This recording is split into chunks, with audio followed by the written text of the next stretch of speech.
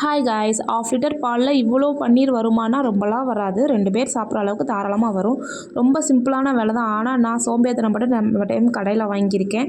இதுக்கு first 1/2 litre பால் வந்து காய்ச்சணும். நான் ஆவின் ஆரஞ்சு கலர் பால் எடுத்துட்டேன். அதுக்கு 1/2 லெமன் போட்டு பால் நல்லா கொதிச்சதும் திரைய விட்டுட்டு அப்படியே கொஞ்சம் நேரம் விட்டுறணும். நல்லா தண்ணி பிரிஞ்சு வரையும் அதை ஒரு வடிகட்டியில் வடிகட்டிட்டு நல்லா வந்து 2-3 தடவை வாஷ் பண்ணி அதை எடுக்கணும்.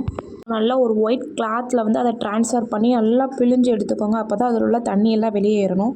ஒரு ஸ்பூனை வச்சு நல்லா தட்டி எடுத்தால் திரிஞ்சிருக்கிற பால் எல்லாம் நல்லா ஒன்று போல் சேர்ந்து வரும். இப்படி நான் வந்து சேஃபாக வரதுக்காண்டி இந்த மாதிரி பண்ணி வச்சுக்குவேன்.